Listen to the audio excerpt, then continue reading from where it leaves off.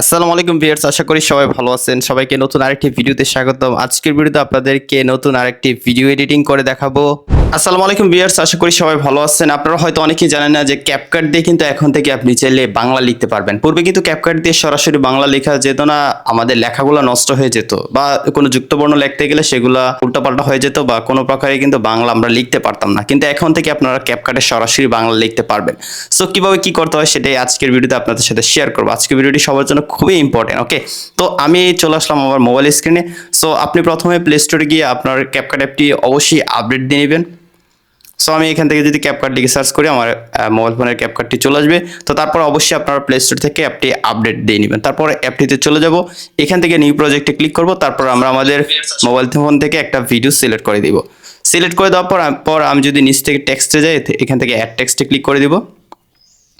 So আমি যদি এখান থেকে লিখে দিই আমার নাম দিদার, তো দেখতে পাচ্ছেন এখন কিন্তু আমরা সরাসরি ক্যাপকাটে বাংলা লিখতে পারতেছি। এটা কিন্তু অনেকেই জানতো না, প্রায় 99% মানুষই কিন্তু জানতো না, কিন্তু এখন থেকে আপনি ক্যাপকাটে সরাসরি বাংলা লিখতে পারবেন। তো তারপর কিভাবে কি করতে হয় আমি দেখিয়ে দিচ্ছি। আমি এখান থেকে ফন্টে যাব, চাইলে আমরা এখান থেকে ফন্টগুলোও চেঞ্জ করতে পারি। ঠিক আছে, এখান থেকে ফন্ট আছে। সো এখান থেকে ফন্টের স্টাইলটাও আপনারা চাইলে চেঞ্জ করতে পারেন।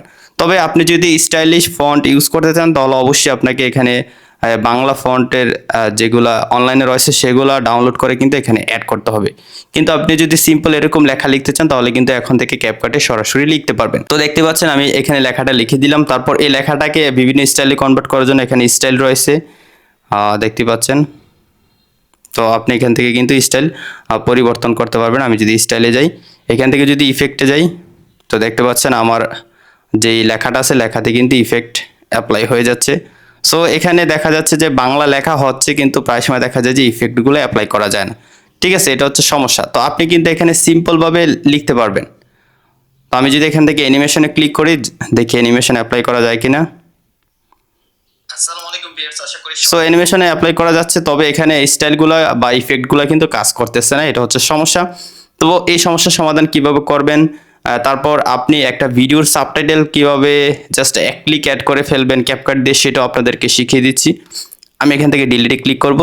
তো আপনি যদি চান যে আপনার একটা 3 মিনিট বা 5 মিনিটের ভিডিও রয়েছে, বা অনেক সময় দেখা যায় আমরা শর্ট ভিডিও তৈরি করে 10 সেকেন্ড 20 সেকেন্ড বা 30 সেকেন্ডের, সেই শর্ট ভিডিওতে আমরা সাবটাইটেল অ্যাড করতে চাই বাংলার।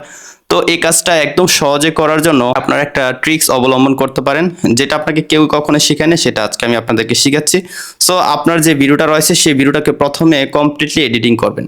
ধরুন আপনার ভিডিওটা একদম সম্পূর্ণ এডিটিং করে, কাটসাট করে, মিউজিক অ্যাড করে, ট্রানজিশন অ্যাড করে, তারপর মিউজিক সাউন্ড ইফেক্ট অ্যাড করে, তারপর আপনারা কি করবেন, ভিডিওর একদম শুরুতে চলে আসবেন। শুরুতে আসার পর নিচ থেকে ওভারলেতে ক্লিক করবেন, এখান থেকে অ্যাড ওভারলেতে ক্লিক করবেন। তারপর উপরে দেখতে পাচ্ছেন এখানে লাইব্রেরি লেখা আছে, লাইব্রেরিতে ক্লিক করবেন। লাইব্রেরিতে ক্লিক করার পর এখান থেকে একটু সামনে আসবেন, আমরা এখান থেকে ব্যাকগ্রাউন্ড অপশনে চলে যাব। তারপর এখানে একটা ব্ল্যাক ব্যাকগ্রাউন্ড রয়েছে, অ্যাডে ক্লিক করব।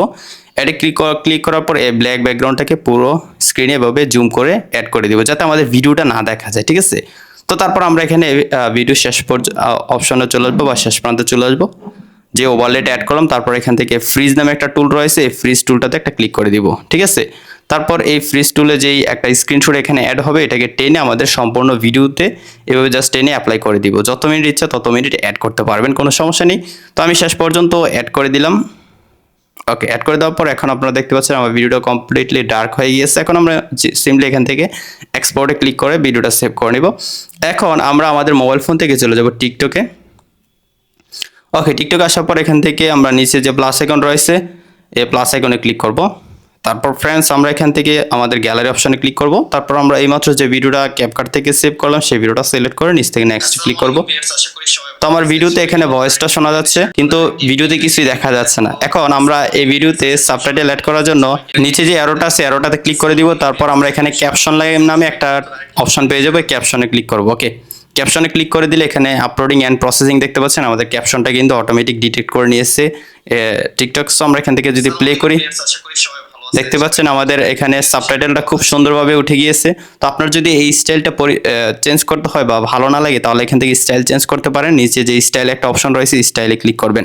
তারপর এখানে দেখতে পাচ্ছেন যে কত সুন্দর সুন্দর স্টাইল রয়েছে। ঠিক আছে,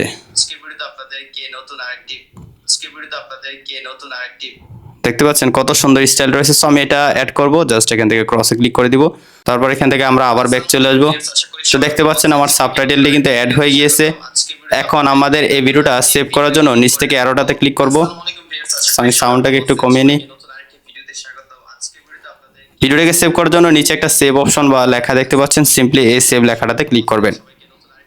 ওকে, তো আমাদের ভিডিওটা সেভ হয়ে গেল, কিন্তু আমরা টিকটকে কিন্তু ভিডিওটা আপলোড করলাম না। আপলোড করার প্রয়োজন নেই। সো আমরা এখান থেকে ব্যাক চলে আসবো। ব্যাক আসার পর আমরা যদি আবার ক্যাপকাটে চলে যাই, এখান থেকে ব্যাক যাব। তারপর নিচে যে ওভারলেটা সিলেক্ট করেছিলাম সেই ওভারলেটা আমরা সিলেক্ট করে ডিলিট করে দিব। ঠিক আছে, এখন নিচ থেকে আবার অ্যাড ওভারলেতে ক্লিক করবো। এইমাত্র যে ভিডিওটা আমরা টিকটক থেকে সেভ করলাম সেই ভিডিওটা সিলেক্ট করে অ্যাডে ক্লিক করব। তারপর আমরা নিচ থেকে ব্লেন্ড অপশন দেখতে পাবো, ব্লেন্ড অপশনে ক্লিক করব। তারপর এখান থেকে লাইট এনে ক্লিক করে দিব, 3 নম্বরটা ক্লিক করব। এখন আপনারা স্ক্রিনে ভালোভাবে খেয়াল করুন, দেখতে পাচ্ছেন আমার সাবটাইটেল কিন্তু অ্যাড হয়ে গেছে। কোনো প্রকার কষ্ট করতে হয়নি, শুধুমাত্র টিকটক দিয়ে জাস্ট এক ক্লিকে কিন্তু পুরোটা ভিডিওর একটা সাবটাইটেল আমরা তৈরি করে ফেললাম। আমরা এই লেয়ারটাতে ক্লিক করে ভলিউমটা 0 করে দিব।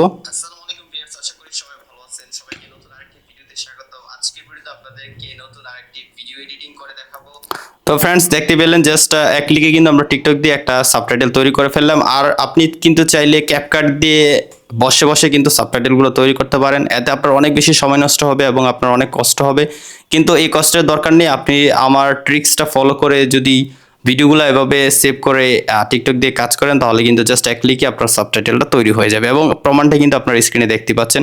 সো এখানে আমি জাস্ট একটা সিম্পল স্টাইলে সাবটাইটেলটা তৈরি করলাম। আপনারা চাইলে বিভিন্ন স্টাইলে কিন্তু সাবটাইটেল তৈরি করতে পারবেন। সেখানে অনেকগুলো স্টাইল রয়েছে, আমি কিন্তু আপনাদেরকে দেখিয়েছি। তো আপনারা এই প্রসেসটা ফলো করবেন অ্যান্ড এখান থেকে চাইলে ইচ্ছামতো লেখাটা বড় ছোট করতে পারেন। সো এখানে বড় ছোট করার অপশন রয়েছে, জাস্ট দুইটা ফিঙ্গার দিয়ে জুম ইন জুম আউট করলেই কিন্তু আপনারা জাস্ট এটাকে বড় ছোট করতে পারেন। সো আপনার কাজটা শেষ হয়ে যাওয়ার পর এখন সিম্পলি জাস্ট উপর থেকে এক্সপোর্টে ক্লিক করে দিলে আপনার ভিডিওটি সেভ হয়ে যাবে। ফ্রেন্ডস, আশা করি সম্পূর্ণ ভিডিওটি দেখে আপনারা শিখে গিয়েছেন কীভাবে ক্যাপকাট দিয়ে বাংলা লিখতে হয়, বা আমরা কীভাবে একটা সম্পূর্ণ ভিডিওতে সাবটাইটেল অ্যাড করব ক্যাপকাট এবং টিকটক দিয়ে। তো আজকের ভিডিওটি সবার জন্য ইম্পর্টেন্ট ছিল। যদি ভিডিওটি ভালো লাগে অবশ্যই লাইক দিয়ে চ্যানেলটি সাবস্ক্রাইব করে দিবেন। দেখা হচ্ছে পরবর্তী ভিডিওতে নতুন কোন এডিটিং নিয়ে। ততক্ষণ সবাই ভালো থাকুন, সুস্থ থাকুন। আল্লাহ হাফেজ।